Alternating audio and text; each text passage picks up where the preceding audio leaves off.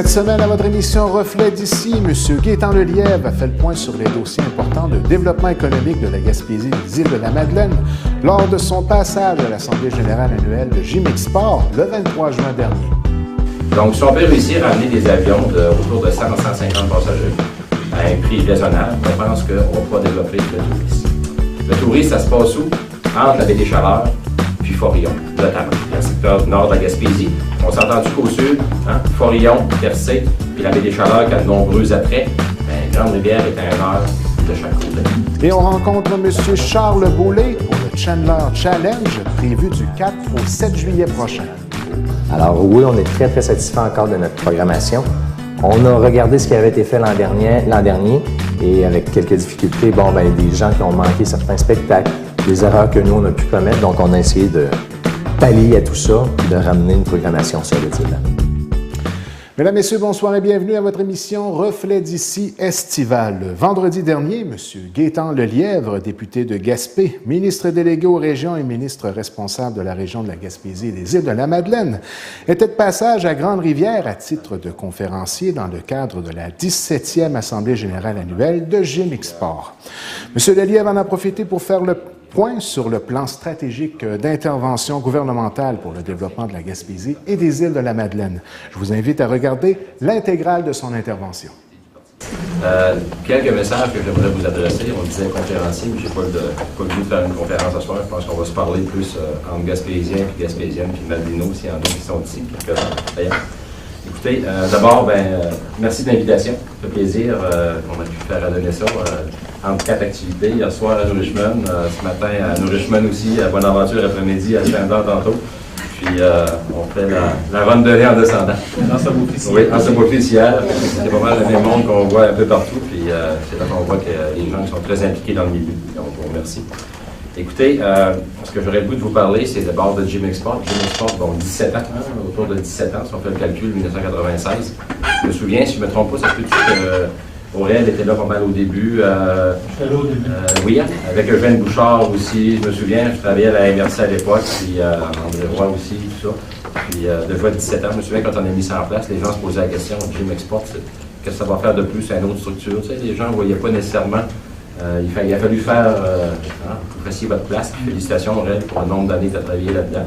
Puis félicitations à Gino pour son équipe dynamique. Là, moi, ça fait quelques AGA que je participe. Puis c'est vrai que c'est vraiment, vous avez vraiment l'air des gens qui, vous en mangez du développement, ça paraît. Puis je vous invite à garder cette fougue-là. On en a besoin pour développer notre région. Peut-être te rassurer aussi, tu as parlé de financement tantôt. Le MAMRO, qui est un des partenaires majeurs dans le dossier de Gimexport. Fait que je suis assuré qu'on va être au rendez-vous encore cette année. Fait que je te confirme quasiment une subvention avant que tu fasses la demande, c'est pas que ça arrive.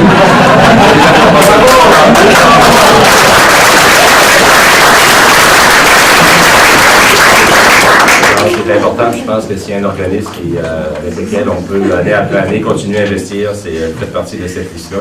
Avec les résultats, puis c'est un travail de persévérance. Il faut être persévérant quand on parle de développement à l'international. Il faut le voir, il faut faire des fois, c'est des années d'efforts. C'est du travail, des fois, qui est ingrat parce qu'il faut prendre des chances, il faut risquer, il faut innover, puis des fois, ça lève, des fois, ça lève pas. C'est ça, le développement. Vous êtes entre vous dans l'affaire, vous savez c'est quoi prendre des risques.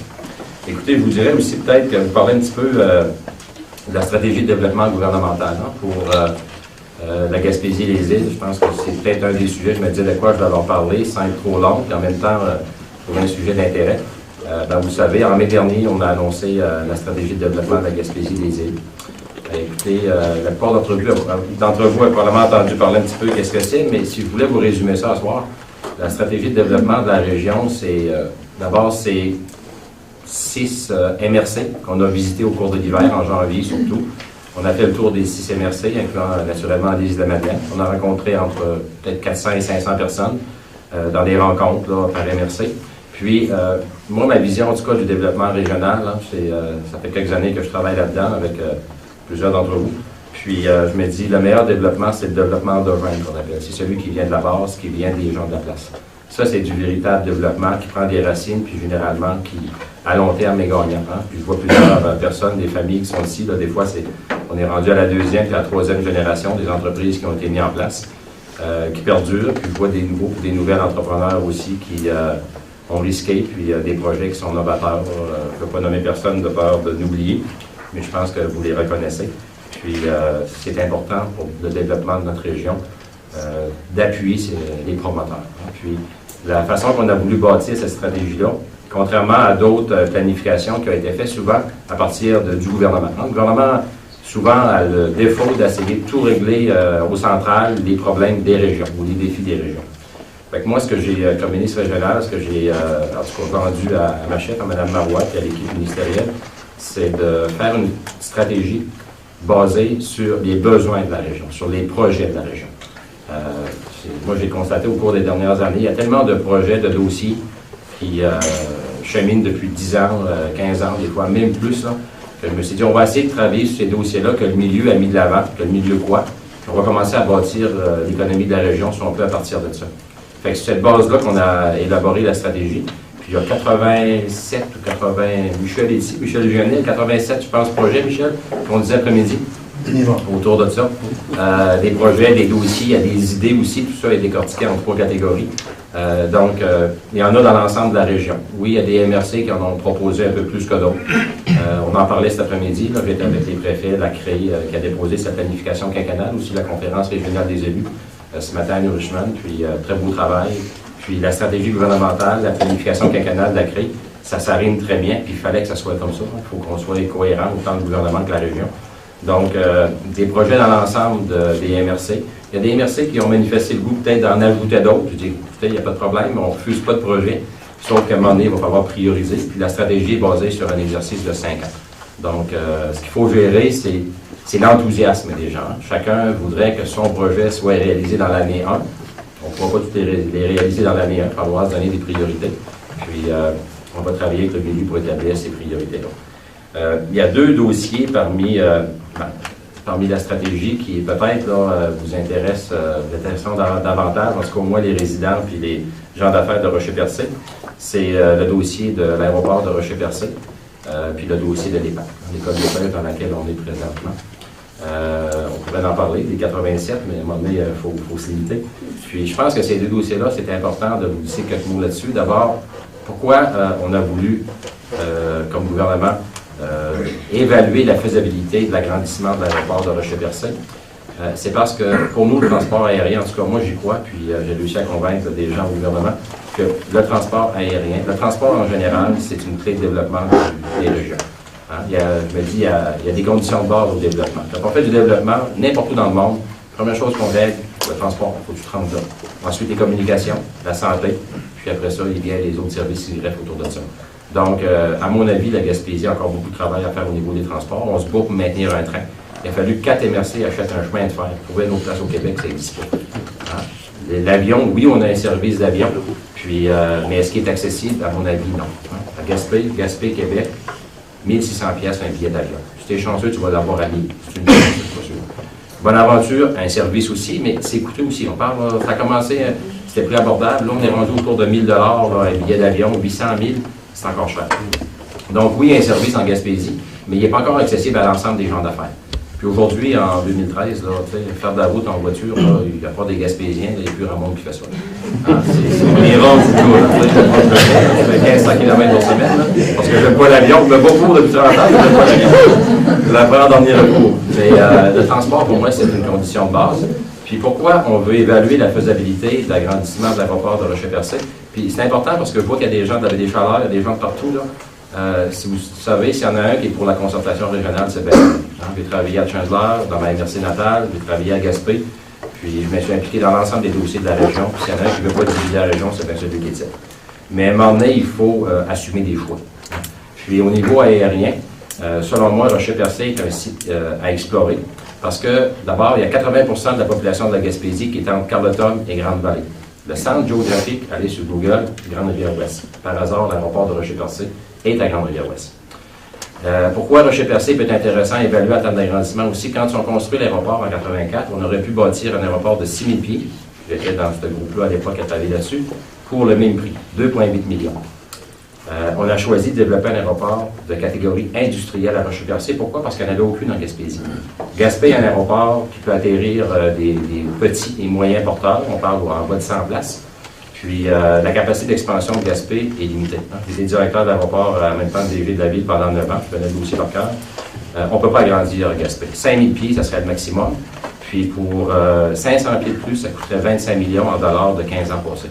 Donc, on nous dit ça. Il y a les montagnes et il y a la mer. Donc, c'est pas agrandissable. Bonaventure, très bel aéroport, 6000 pieds de piste actuels.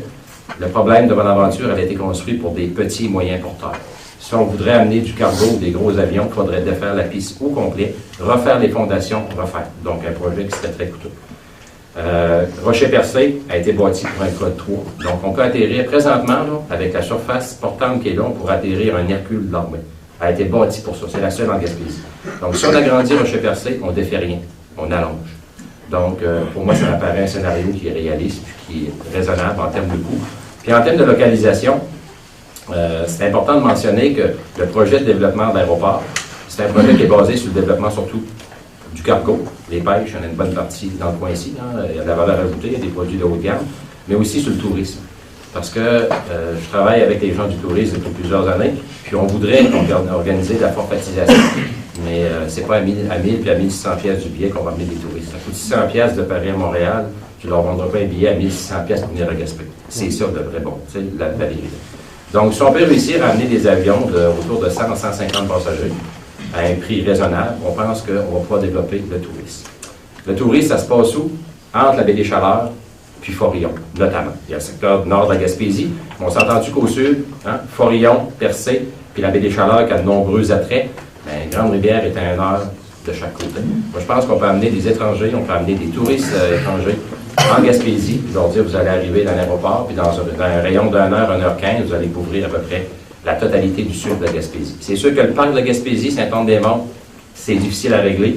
Si on a une localisation qui est plus au nord, mais on va aussi investir pour garantir un service minimum à Saint-Anne-des-Monts. Fait que l'idée, là, c'est important que je vous dise ça, parce qu'on entend beaucoup de choses, et puis en Gaspésie, les clochers sont forts. Fait que, on entend des choses, mais c'est important. Moi, je donne tout l'argumentaire. Puis même à Québec, là, il a fallu convaincre du monde d'investir dans ce projet-là. Les gens disaient, à Gaspé, l'aéroport, Bonaventure en a un, pourquoi un troisième? Ben, c'est pour les raisons que je viens de vous dire. Dernière chose, je tiens à préciser qu'il n'est pas question de fermer aucun aéroport. Bonaventure va continuer à se développer pour sa clientèle d'affaires, fonctionnaires, etc. Gaspé, la même chose. Puis ce qu'on veut développer à Rocher-Percé, c'est un produit complémentaire qu'aucune des deux autres aéroports peut donner. Puis c'est la localisation géographique qui fait qu'on pense que c'est un bon choix. Fait que c'est ça l'histoire de l'aéroport de Rocher-Percé. Première étape, on va faire cette année. Dans les prochaines semaines, on va débuter le mandat, on va faire une étude de faisabilité. On va voir si tout ce projet d'expansion-là, c'est faisable. Puis moi, je pense que c'est faisable. Il y a du terrain. Il faut évaluer les coûts, il faut acquérir des terrains. Il faut évaluer aussi toute la faisabilité de ça sur le plan financier. Et la première étape, c'est une étude de faisabilité.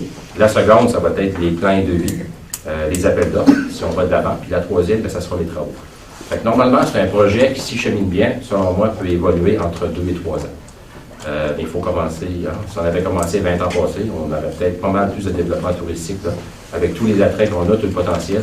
Je pense qu'il n'y a pas de raison qu'on n'amène pas du tourisme international en Gaspésie, c'est clair. On a eu 3 ou 4 reconnaissances de national géographique. Il n'y a pas grande région dans le monde qui ont eu ça. Puis le tourisme, c'est la première économie dans le monde. Il n'y a rien qui bat le tourisme dans le monde, c'est la première économie. On est dans un petit paradis avec un paquet de potentiel, puis je crois que c'est une des avenues à envisager. Deuxième dossier, l'école des pêches ici. Pour faire une histoire courte, parce qu'on est rendu dans ce dossier-là, vous avez entendu dans les dernières semaines, on a mis en place un comité composé de 3 ministres. Le ministre de l'Éducation supérieure, puis M. Duchesne, il y a moi comme ministre régional, puis il y a également du côté du MAPAC, ministre Gendron qui va être impliqué dans le dossier. Ce qu'on veut faire, on veut évaluer les opportunités pour relancer l'école des pêches. Il y a une école des pêches au Québec, à l'Éthique, puis c'est sûr qu'il n'est pas question qu'on la ferme, il faut la sauver, mais pas que la sauver, il faut la développer. On a quelque chose qui a un potentiel énorme. Il faut le faire. Il y a un comité dans la région qui travaille depuis plus d'1 an sur différents scénarios. On parle d'un projet de consortium, on parlait d'instituts, on parle de consortium. Il y a des gens du Cégep, des gens du MAPAC, des gens de Mérinov qui travaillent là-dessus. Si les travaux sont en cours, ce qu'on veut, c'est, ce qu'on a voulu par la création de ce comité-là ministériel, c'est de confirmer par le gouvernement qu'on est intéressé à ce projet-là, qu'on veut le supporter. Puis, normalement, le ministre Duchesne devrait venir les prochaines semaines ici. On va examiner le dossier que le milieu va monter. Puis, ce qu'on va faire, si le dossier est un dossier qui nous apparaît porteur, garant en termes d'avenir, on va le pousser, puis on va être 3 ministres pour le pousser au gouvernement du Québec. Si le dossier ne nous apparaît pas assez porteur, je vous le dis, les gens me connaissent pour avoir un franc-parler, si de notre avis, c'est pas assez porteur, on va travailler sur d'autres volets, d'autres avenues, mais il faut qu'on relance l'école des pêches. Il y en a une au Québec, puis c'est pas vrai qu'une région comme la Gaspésie va pouvoir faire une infrastructure de connaissances, de savoir comme l'école des pêches. Donc, c'est très important. Tantôt, tu as dit quelque chose qui m'a frappé, Gino. Tu sais, tu disais, quand tu es en Asie, tu regardes, tu veux aller chez les marchés de l'Est du Canada, ben, tu as des instances partout des maritimes, mais le Québec n'est pas là. Puis ça aussi, c'est quelque chose qu'il faut développer. C'est important. Puis, vous savez, dans l'économie du Québec, c'est moins de 2 les pêches. Mais en Gaspésie, c'est plus de 30 Ça a toujours été le débat des pêches au Québec. Les pêches, ça se passe dans les maritimes. Au Québec, c'est la Gaspésie, un petit peu la Côte-Nord, puis, mais dans notre économie, c'est vital, les pêches. C'est plus de 30 de l'économie de la région.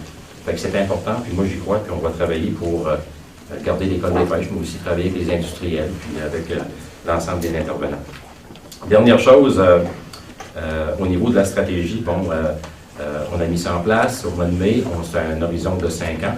Je voudrais vous dire qu'aujourd'hui, on a fait une entente avec les 6 MRC, avec la Conférence régionale des élus, puis avec différents partenaires. La stratégie gouvernementale, c'est pas qu'un plan qu'on a déposé, qu'on a fait un show politique le 9 et le 10 mai. Là. La stratégie, c'est un outil de 5 ans, puis on s'est engagé comme gouvernement de faire une reddition de compte. Tous les ans, de revenir devant la population, puis expliquer qu'est-ce qui a sorti de la stratégie, qu'est-ce qui a été réalisé. Donc, on s'engage à faire un bilan chaque année. Puis, le bilan, il va être fait en concertation ou avec la collaboration des 6 préfets, les 6 présidents de CLD, puis le président de la CRE. Donc, aujourd'hui, j'ai rencontré ce monde-là. Ils vont faire partie du comité des partenaires qu'on appelle. Puis, on va se réunir 2 à 3 fois par année pour rendre des comptes à la région. Fait que ça nous met une pression sur le gouvernement. Puis ça, je trouve ça important parce que si les gens du milieu, les préfets, les présidents de CLD, la CRE, peuvent en tout temps nous interpeller comme gouvernement, ça veut dire que ça nous met une pression pour livrer la marchandise. Donc, c'est un outil qui... parce que moi, je prends l'exercice très au sérieux. Puis, avec cette reddition de compte-là qu'on doit faire annuellement, bien, il va falloir que le gouvernement démontre qu'il a fait le maximum pour réaliser ces dossiers. Puis, je profite de l'occasion pour vous présenter, bien, la plupart d'entre vous la connaissent, mais pour vous informer, vous dire qu'André Roy, qui travaille pour moi depuis l'automne dernier, André était à Québec, puis malheureusement, je la perds, elle revient en région, elle va continuer encore à travailler pour moi, mais ça va être notre répondante au niveau de la stratégie gouvernementale. On a mis quelque chose de gros, quand on dit 86 projets, puis ça va être entrée et sortie continue. Donc.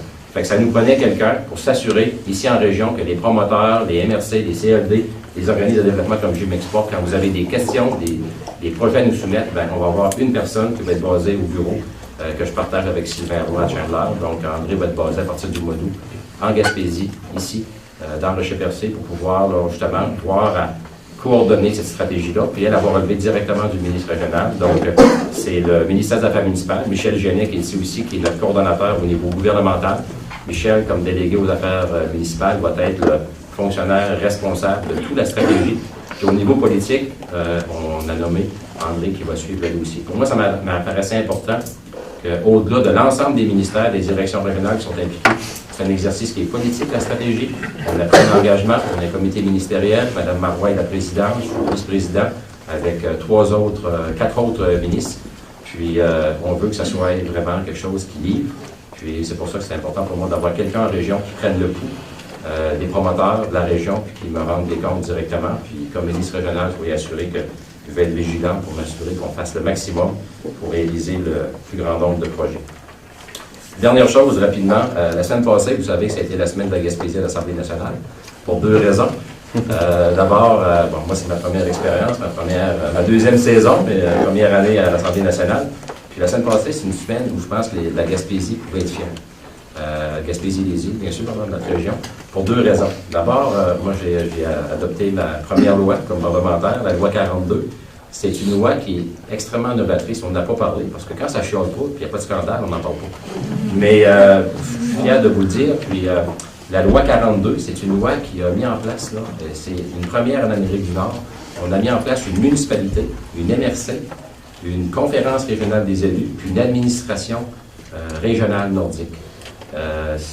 Toute la municipalité de la baie James, 330 000 km², la plus grande ville, hein, au moins du Québec. Puis la particularité de ça, c'est qu'imaginez-vous que les Cris, hein, la nation Cris, il y a 11 chefs. Puis il y a le grand chef Mathieu Kunkor. Puis les 11 chefs vont être présents.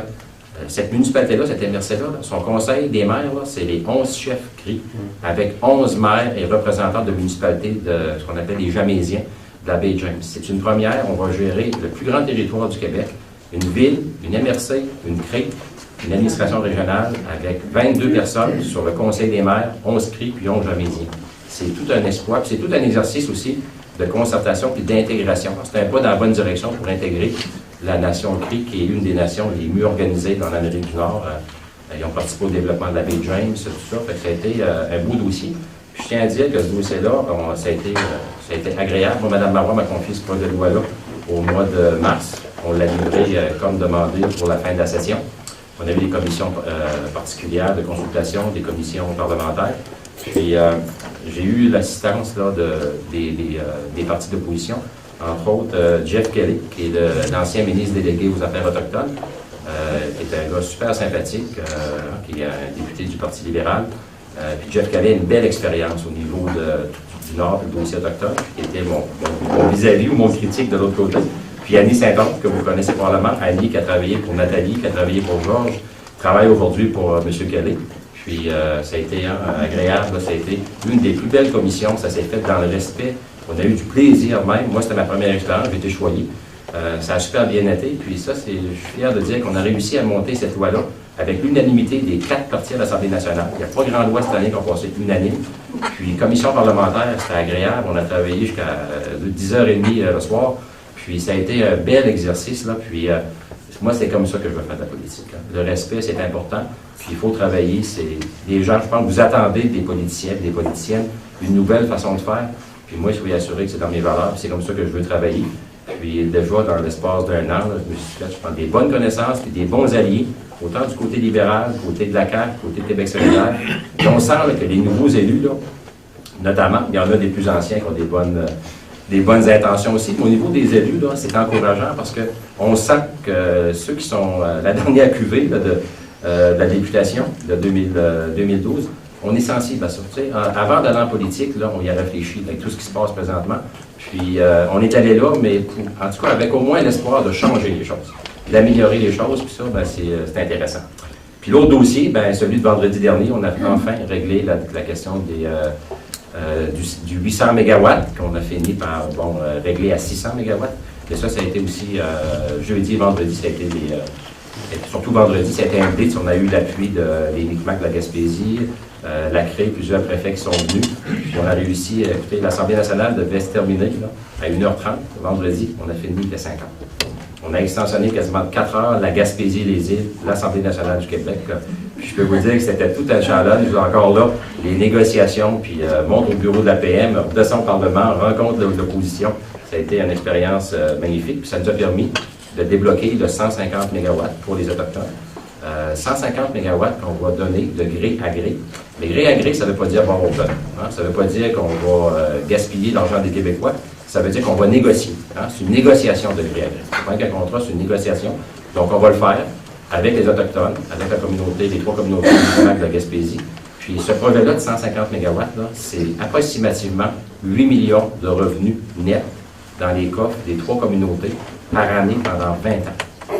C'est ça, tu sais, le communautaire et le gré à gré avec les Autochtones, c'est sûr que ça change de l'approche traditionnelle. L'approche traditionnelle, on va en appel d'offres, c'est des grandes compagnies internationales qui obtiennent les contrats, ils donnent un peu de redevance, 2 000 $, 3 000 $ par éolienne aux municipalités, des graines, puis le milieu, ben, s'enrichit pas avec ça. Tandis que l'approche communautaire qu'on a priorisée dans cet appel d'offres-là, ben, ça fait en sorte qu'au niveau des Autochtones, on parle de 6 à 8 millions par année pendant 20 ans de revenus qui vont pouvoir être injectés dans la communauté. Puis du côté du communautaire, on espère que nos MRC vont pouvoir se qualifier.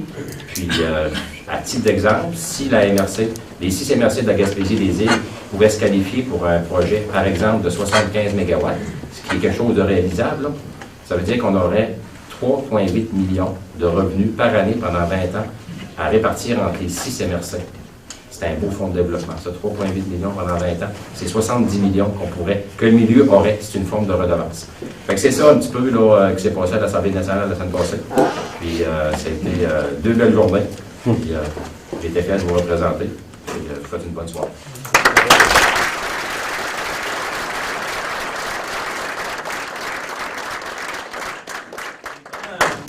Je voulais souligner le fait que tu t'es bien occupé et tu as réussi à te libérer pour notariat. C'est beaucoup apprécié par notre conseil d'administration.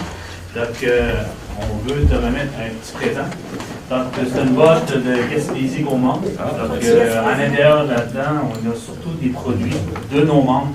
Donc, c'est un présent avec le conseil d'administration qu'on va. Ça vous ferait plaisir. Merci beaucoup, Finance.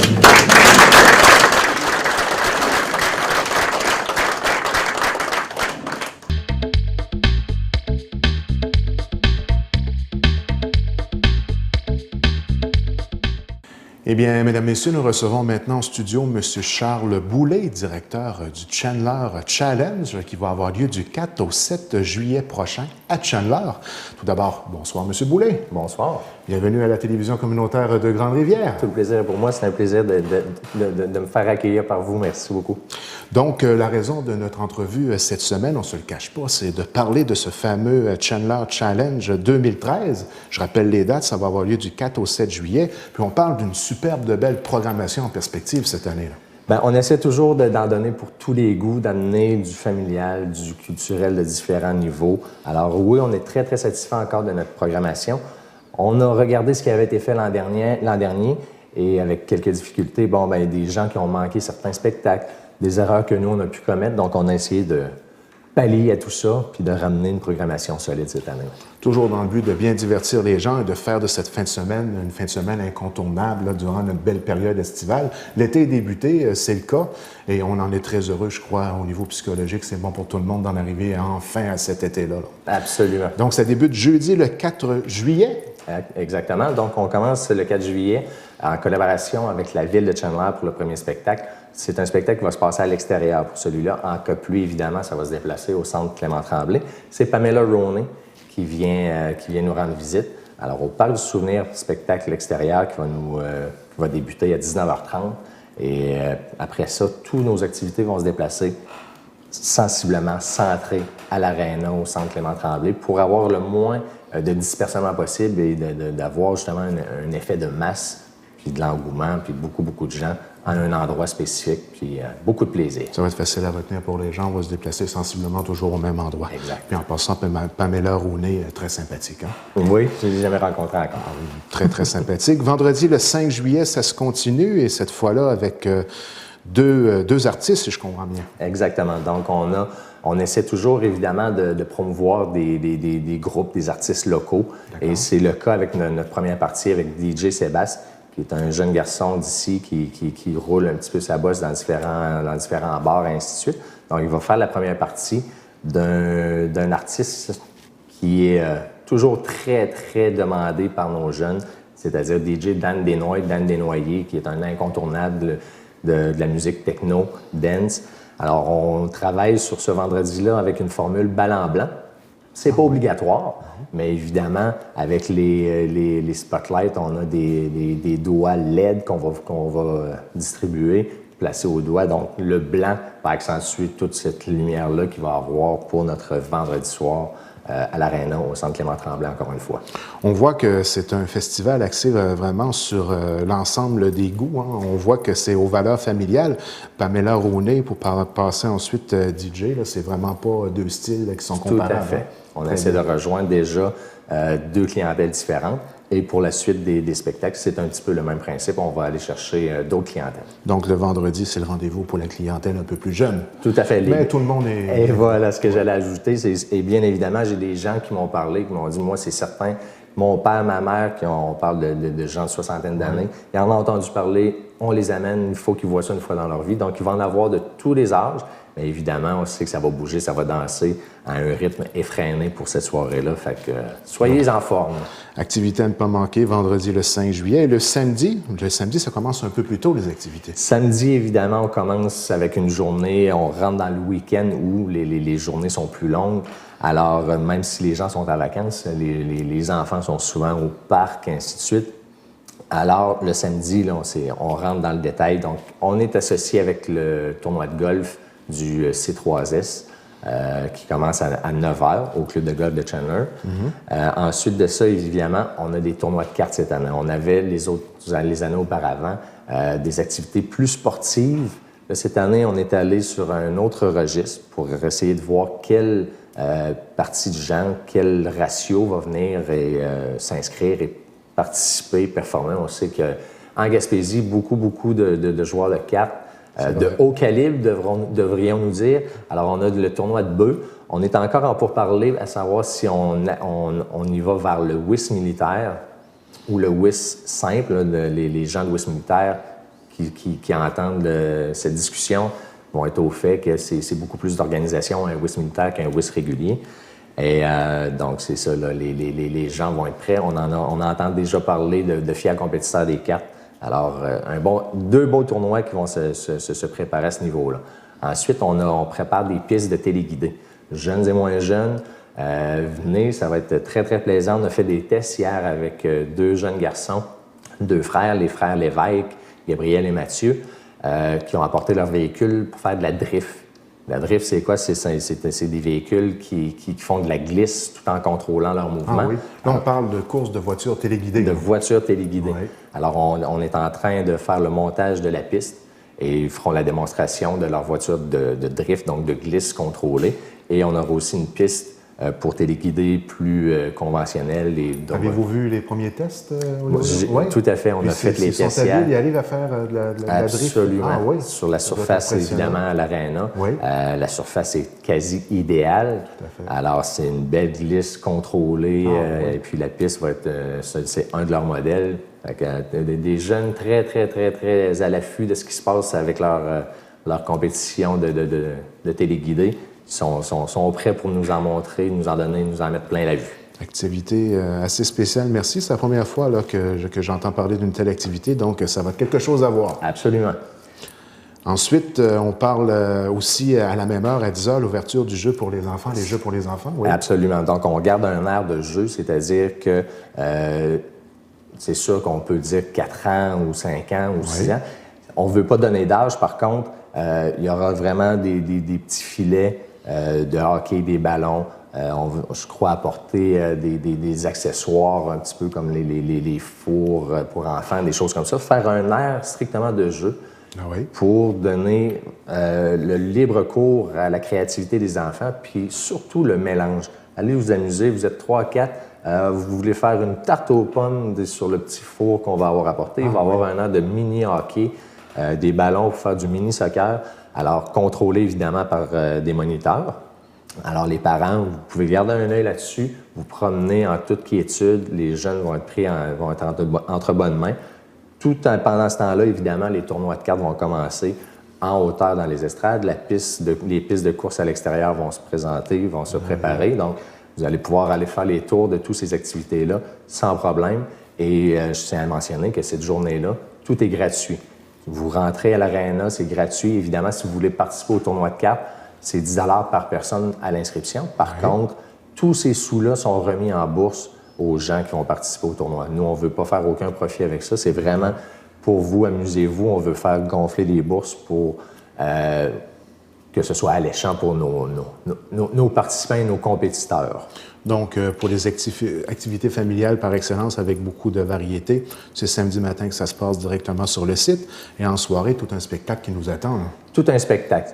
Alors, on est évidemment en première partie, comme je mentionnais tantôt, on essaie toujours de garder la saveur locale. On a Denis Langlois qui va être avec nous, qui a un très, très large registre qui peut se promener. D'ailleurs, on n'a pas peaufiné. Je sais qu'il préparait déjà l'an dernier un hommage à CCR. Je ne crois pas qu'on va se diriger vers celui-là cette année, mais quand même, c'est un animateur de foule excellent. Donc, il va préparer la table, encore une fois, pour la formation Akasha. Akasha qui est venu l'année passée, les quelques centaines de spectateurs qui sont venus ont été emballés, enchantés par leur performance. Plusieurs ont même dit qu'ils n'avaient jamais vu un spectacle aussi bien rodé à Chandler, en Gaspésie. Ce sont des professionnels, vraiment. Et de par la petite photo que je peux voir, on parle de quand même des jolies demoiselles, non? C'est 5 très, très jolies demoiselles, très talentueuses. Les 5 sont chorégraphiées, donc font de superbes chorégraphies. Et les 5 chantent. Ils ont changé une des filles cette année. Celle qui a été échangée ne chantait pas. Alors là, les 5 chantent, les 5 performent et sont accompagnés de leurs musiciens. Alors, eux, évidemment, vont passer en revue de la musique des années 70, 80, 90, 2000 à aujourd'hui. C'est vraiment un vaste répertoire pour tous les goûts, encore une fois. Et évidemment, ça reste agréable à l'œil. Et dès le lendemain, on continue toujours sur la même veine, une belle panoplie d'activités. Ça commence même encore un peu plus tôt le dimanche à 8 h avec un déjeuner au restaurant La Grave. Absolument. Évidemment, ça fait plusieurs années que le dimanche matin, on est en collaboration avec le bourg de Paabo. Super de beau site en passant. Qui continue je cherche mon mot en français, de s'upgrader, d'améliorer ses infrastructures. C'est une beauté, absolument. Alors, on leur donne un coup de pouce, on leur donne une visibilité, puis eux, en échange, évidemment, vous allez là, vous prenez votre déjeuner qui est payant, vous payez le déjeuner, mais ensuite, c'est la marche à travers les sentiers qu'ils offrent. Malheureusement, les 2 dernières saisons, pluie obligeant, les marches ont été annulées.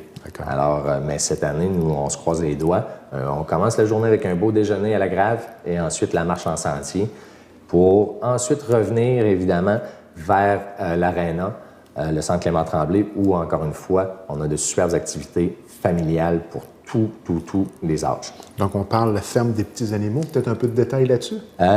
Oui, on peut commencer. Alors, c'est une ferme de plusieurs variétés d'animaux qui nous vient de Cap d'Espoir. Malheureusement, je ne l'ai pas noté.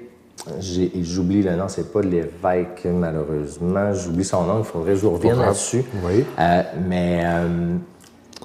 On va avoir canard, poule, lapin, mouton. Il y a une brebis qui vient d'avoir son petit mouton il n'y a pas très, très longtemps. Il va avoir environ 2 mois lorsqu'il va être présent avec nous. Très, très affectueux. Donc, vraiment, vraiment, une belle petite ferme. L'occasion d'avoir un contact animal avec... Et voilà ce que j'allais mentionner. Des animaux de notre secteur. De notre secteur. C'est pas des animaux exotiques, c'est vraiment en apprendre plus sur ce qui vit en Gaspésie. C'est ça. On a quand même ce qu'on appelle le canard à long cou, qui fait référence un petit peu aux Roadrunners dans les Télétoons et... Exact. Looney Tooney, Roadrunner, maybe. Oui. Alors, c'est c'est notre génération, ça. Oui. Alors, on aura ce type de canard-là qui est sensiblement le plus exotique, évidemment. Pour l'espace et la manipulation, on aurait pu avoir quasiment le bœuf Woodington ou des choses comme ça, mais c'est un petit peu trop gros et trop de manipulation. Et c'est pour les enfants, donc pour la manipulation. Alors, on reste vraiment avec les plus petits. Et justement, c'est la faveur qu'on a des gens qui vont venir avec nous de cette ferme, c'est qu'ils sont prêts à faire toucher les donc animaux. Un contact direct. Tout à fait. Ouverture tout à fait. Ça va être instructif aussi pour les jeunes. On l'espère. Superbe de belle activité. Absolument. Très, très, très bonne idée. Et d'autres activités qui vont suivre aussi directement autour du site, comme à l'habitude. Oui, juste avant, c'est sûr qu'avant, la ferme va être là dès l'ouverture des portes. D'accord. Mais on a aussi un très, très beau spectacle pour les jeunes enfants, pour les gens qui ont des enfants en bas âge et un petit peu plus vieux, connaissent sans aucun doute Clopin la Nouille, qui sera avec nous, évidemment. Monsieur Nono, son comparse. Ils ont des DVD, ils se promènent partout, ils font des spectacles uniques, vraiment plein de choses. Ils seront disponibles après leur spectacle en plus pour avoir justement eux aussi un beau contact avec les enfants, prendre des photos, signer des autographes. Alors, on veut vraiment que les enfants soient atteints et comblés là-dessus aussi. Et puis, en après-midi, fin d'après-midi, les activités se poursuivent durant toute la journée, bien sûr. On termine ça en grand. On revient en force avec... on veut finir notre journée du bon pied. Donc, un pied dansant. Manuel Castillo et ses gros jambons seront de retour avec nous. On sait qu'ils sont passés à la fête nationale il n'y a pas très, très longtemps. On les ramène sous un toit où, encore une fois, on évite les intempéries, où on va aller chercher justement un son différent. Les vents, il y a eu beaucoup de vent, tout ça quand même. On veut en profiter, on sécurise tout ça. On a une piste de danse qui va être ouverte pour les meilleurs et les moins bons danseurs, car le but, c'est évidemment, c'est pas de la performance, c'est de s'amuser. Alors, à leur rythme effréné, comme à l'habitude, on va terminer notre festival avec Manuel Castillo et ses méchants jambons. Tout un spectacle en perspective. Oui. Au niveau du prix des activités, ça joue entre 10 et 15 $, mais il y a un moyen d'avoir, je voyais sur les documents en préparation d'entrevue, qu'il y a 250 passeports week-end de disponibles à un prix là, qui est vraiment plus qu'intéressant. Là. Absolument. On croit justement, sans dire qu'on a créé une rareté, parce que c'est pas beaucoup quand même, 250 passeports, mais on veut créer un engouement justement à ce niveau-là. Et à 35 $, si on fait un calcul rapide, on voit qu'il y a évidemment la soirée Pamela Roney, pardon, oui, qui est un show gratuit. On l'élimine parce que lui est en collaboration avec la ville de Chandler, il faut le mentionner. Par contre, Daniel Desnoyers, Akasha, Manuel Castillo, sans parler des premières parties évidemment, qui seraient normalement tous des shows à 15 $ environ, un petit peu partout, et bien déjà là, à 35 $, on vient de faire une économie. Ça vous donne en plus l'accès à la journée familiale. Donc, le dimanche, à l'entrée pour participer à la ferme et voir le spectacle de Clopin-la-Nouille, on avait un petit 5 $ pour l'entrée. Alors, ça inclut ça ici. Donc, on parle d'une économie de 15 $ facilement. Avec le passeport week-end. Et on fait que puncher sur notre passeport. On a les éléments payants. Et quand on vient, on punch et vous repartez si vous gardez ce passeport-là tout au long du week-end. Alors, c'est une belle... un beau cadeau à s'offrir. Oui, puis une superbe de belle programmation pour cette fin de semaine-là. Et on le voit de par les activités qu'on a décrites ensemble aujourd'hui en studio, que c'est le rendez-vous familial par excellence du 4 au 7 juillet prochain. Absolument. Et pour ceux qui veulent se procurer ces passeports-là, c'est au niveau des commerçants, la distribution des billets, ça s'est fait de quelle façon? En fait, on a 3 points de vente. Le premier point, dans le fond, ici à Grande-Rivière, on a chez JL Vidéo, bronzage de dépanneur, JL Vidéo. Les passeports sont disponibles dès maintenant. Au Petro-Canada de Chandler. D'accord. Et puis, il me reste à aller les déposer. Je veux offrir un petit peu plus vers l'ouest, donc au marché Accept de Newport.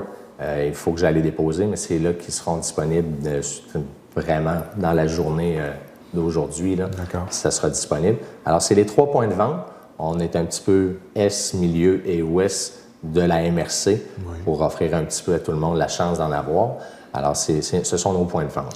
Et naturellement, ce genre d'activité ne pourrait se réaliser sans les précieux partenaires.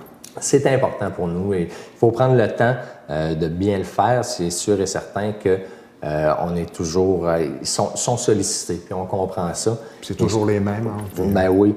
Malheureusement, il faut comprendre aussi que chaque dollar pour des événements comme ça, comme pour les autres causes, c'est des dollars importants.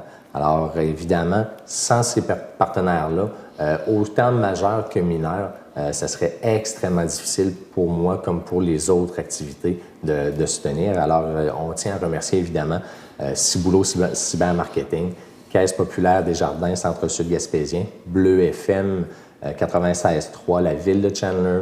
On a Gaétan Lelièvre, député de Gaspé, qui nous a offert son aide, et le député, j'essaie toujours de me rappeler du titre, en tout cas en tourisme, M. Pascal Bérubé, qui s'implique avec nous. Ça, c'est un peu plus les majeurs. De mémoire, car on en a beaucoup, bien, on a les mineurs aussi, à quels on peut penser peut-être faire un clin d'œil rapide. On pense à Pneus Clermont, on pense à Couche-Tard, dépanneur Couche-Tard de Chandler, Jean Coutu. Alors, vite comme ça, c'est sûr que j'en oublie, il y en a tellement qui viennent. Meubleur Rail, et il y en a d'autres qui vont se rajouter. Évidemment, vous pouvez passer sur la page Facebook Chandler Challenge et évidemment, tous les commanditaires seront remerciés et passés au peigne fin à ce niveau-là sans problème aussi. Bien, M. Boulay, merci beaucoup d'être passé à la télévision communautaire de Grande-Rivière pour parler de cette belle fin de semaine qui va se dérouler du 4 au 7 juillet prochain. On parle de plusieurs superbes, de belles activités. Alors, c'est un rendez-vous du 4 au 7 juillet prochain. C'est à Chandler que ça se passe. Moi, je tiens à vous féliciter et féliciter l'ensemble de l'équipe des bénévoles qui font en sorte, parce que sans les bénévoles sont la colonne vertébrale de ce genre d'activité-là.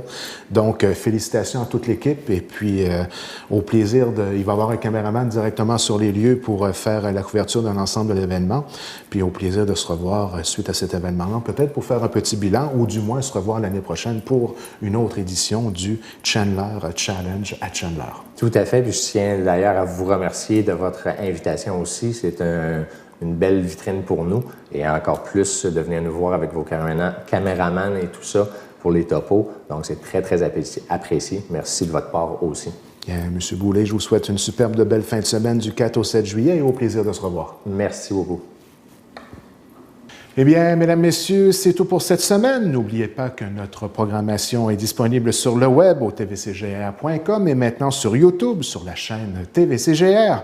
Vous pouvez nous laisser vos commentaires au tvcgr@commercialhotmail.com ou directement sur notre Facebook. On se laisse sur des images de l'inauguration de la passerelle qui avait lieu à Chandler le 22 juin dernier et des images de la Saint-Jean-Baptiste de Chandler et Grande-Rivière. Je vous donne rendez-vous la semaine prochaine pour une autre émission Reflet d'ici estivale.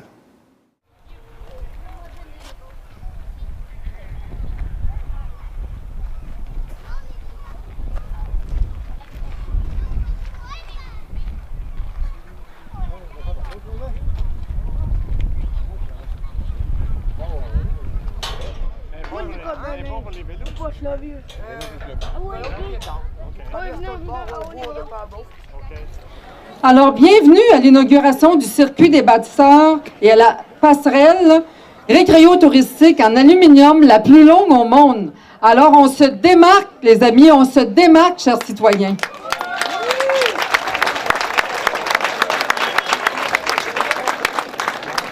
Le Grand Chandler a jeté la première grande base de son volet récréo-touristique. C'est ça, par cette passerelle, la construction de cette passerelle magistrale. J'appelle ça magistrale, une passerelle de 142 mètres qui enjambe la rivière Pabot. La beauté de notre grande ville nous tient à cœur parce qu'on est beau. Quand on est beau et propre, on attire. Le 6 juillet, si on veut parler de récréo-touristique, le 6 juillet, Mme David va présenter le plan récréo-touristique pour Newport. En fait, on embellit toute la ville et Newport est quand même l'accueil de la grande ville de Chandler. Nous avons fait beaucoup de chemin depuis 3 ans. Il y avait beaucoup de travail à faire. Puis aujourd'hui, on n'a pas fini. C'est qu'un début. Puis aujourd'hui, bien écoutez, on est vraiment là, on est vraiment à la base de tout ce qui va se passer dans Chandler. Le Grand Chandler est doté de magnifiques plages et de grandes richesses naturelles et de rivières à faire rêver tous les amants de la nature. Nous nous démarquons maintenant par cette passerelle. Alors, bienvenue à tout le monde ce soir à l'inauguration et au feu d'artifice qui va marquer maintenant le tournage de la grande ville de Chandler. Je tiens à remercier tout le monde qui ont travaillé de près. Je regarde ici les photos d'hockey, les photos du présent, du présent, du passé. Et Denis Michaud qui a travaillé très fort à monter les photos, en fait à organiser là, avec une équipe tout ce qui est beau ici ce soir et tout ce que vous allez pouvoir contempler avec l'été qui s'en vient et les années à venir. Alors merci à tous. Je pense que Marie-Claude continue. Voilà. Merci. Bonne soirée. La SDIC, par son conseil, a investi 1,5 million de dollars pour cette passerelle et le circuit des bâtisseurs. 1,5 million, ça représente 22% du coût total d'investissement qui a été fait localement. Bien entendu, moi, je suis arrivé en octobre 2012. Les investissements étaient déjà faits. Mais je peux vous dire que je suis fier actuellement de participer à cette soirée. Au départ, il y a eu une idée, un concept qui a été lancé de faire un circuit de bâtisseurs. Il y a même des gens qui sont actuellement à l'extérieur, des anciens de Chandler, qui ont discuté et qui ont travaillé à mettre sur pied le circuit des bâtisseurs. Des gens d'ici y ont cru. Le conseil municipal y a cru. La SDIC du temps y a cru également pour investir 1,5 million. Je peux vous dire qu'il y a maintenant déjà une dizaine d'années de ça, lorsqu'on tentait de relancer la Gaspésia, j'avais participé à une étude pour savoir quelle sorte d'oiseaux qu'il y avait dans le coin. C'était avec Environnement Canada et je ne m'attendais pas que j'allais être ici à soir pour lancer cette partie-là du circuit des bâtisseurs. Pour ceux qui s'intéressent aux oiseaux, je peux vous dire que dans le coin ici, on a plus d'une centaine d'espèces d'oiseaux à différentes parties de l'année. C'est sûr que je ne viens pas ici pour vous parler des oiseaux. Je viens pour vous dire que, comme les gens de notre ville, je suis fier de cette œuvre. La ville est maître d'œuvre, le chargé de projet, le responsable qui a travaillé très fort pour la ville, pour tous ces travaux-là, c'est Yvan Whitham que je voudrais féliciter en passant.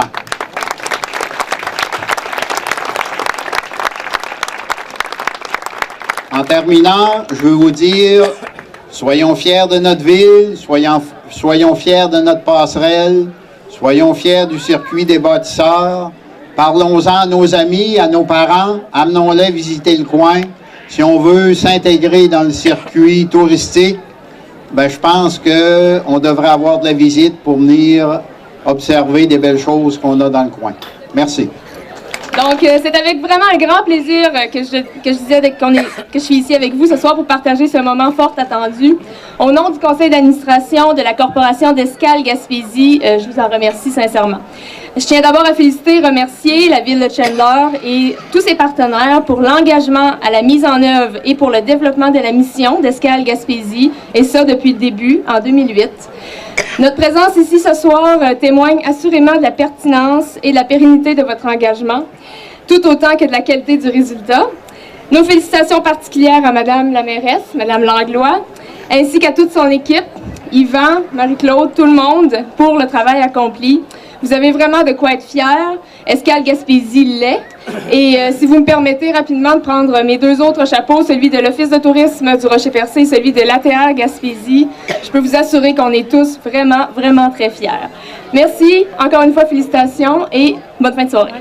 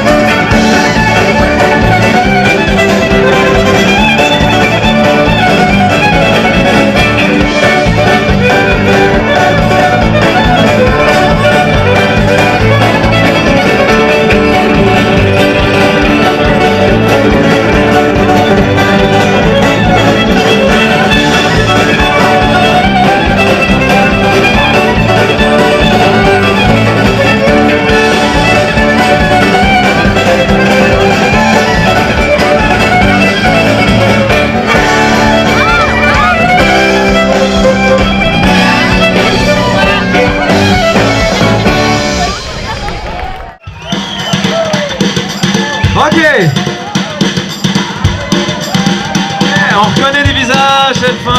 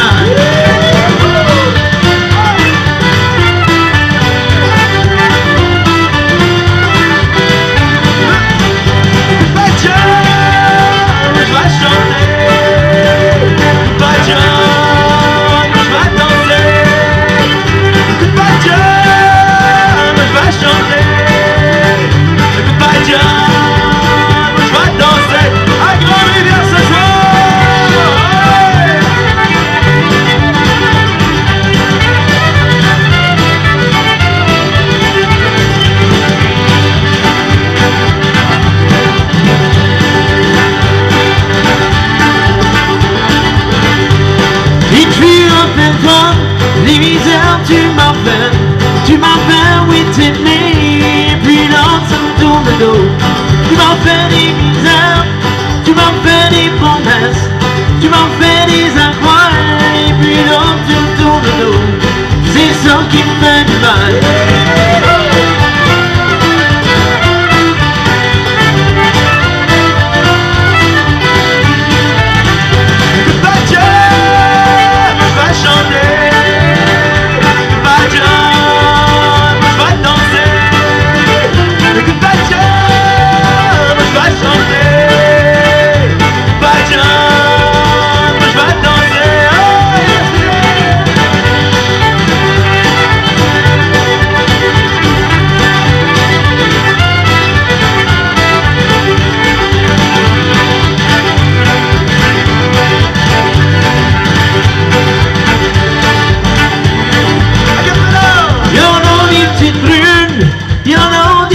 Il y en a qui sont si noirs que le diable peut pas les voir.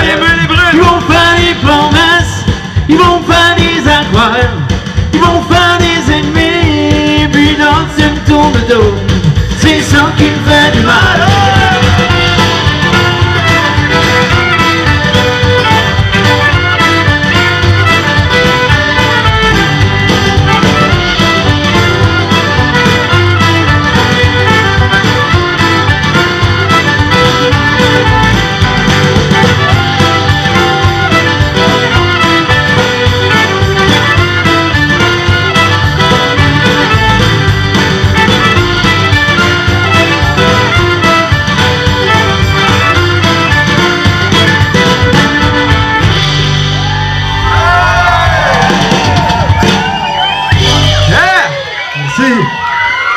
D'après moi, Yann, t'aimes mieux les petites brunes, hein? Ah, il est fort, c'est vrai. Laissez tomber, petite blonde, pour celle-là. Hey! OK, on va avoir besoin de vous autres, là, tout le monde. Alors, la prochaine chanson, c'est une chanson de notre 3e album. Ce soir, on va faire un peu de tout. On en profite aussi pour vous présenter quelques-unes de notre nouvel album qui est sorti le 1er juin dernier. On est très fiers de cet album-là. On vous en a fait déjà 2 pièces ce soir. S'il y en a qui sont intéressés, on va en avoir à vendre tantôt à la pause. Mais pour l'instant, on fait une chanson de notre 3e album qui s'appelle Maman. Alors, on va avoir besoin de vous autres pour taper des mains et faire le maximum de bruit dans pas très long. Faut qu'ils vous entendent partout ici, là. Je vais vous donner le signal, là, pas long.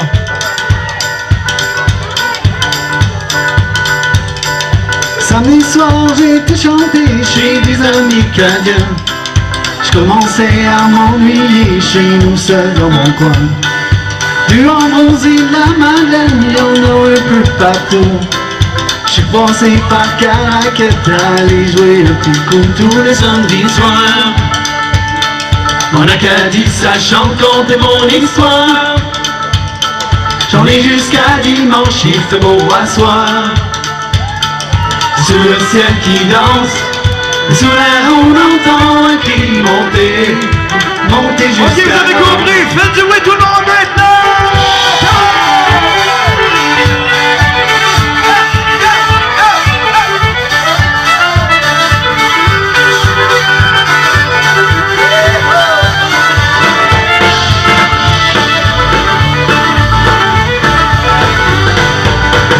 En Gaspésie, je regardais la mer, et au bout à l'infini, je voyais ses lumières. Et si j'écoutais un peu, j'entendais quelques sons. Je voulais aller voir là-bas et chanter ma chanson tous les samedis soirs. En Acadie, ça chante, compter mon histoire. J'en ai jusqu'à dimanche, il fait beau à soir. Sous le ciel qui danse, soudain on entend un cri monter, monter jusqu'à l'anse.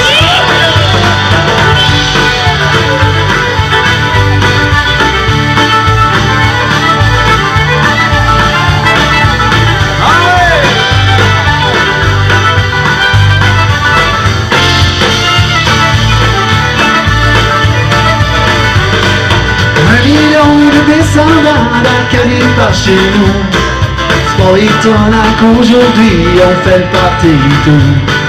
C'est Carré 1755 sur voix m'accompagnait, aller chanter au bout du monde les sons que j'entendais tous les samedis soirs. Hey, on tape des mains! En Acadie ça chante, compter mon histoire. J'en ai jusqu'à dimanche, il fait beau à soir. Sous le ciel qui danse, sous l'air on entend un cri monter, monter jusqu'à l'anse. Maman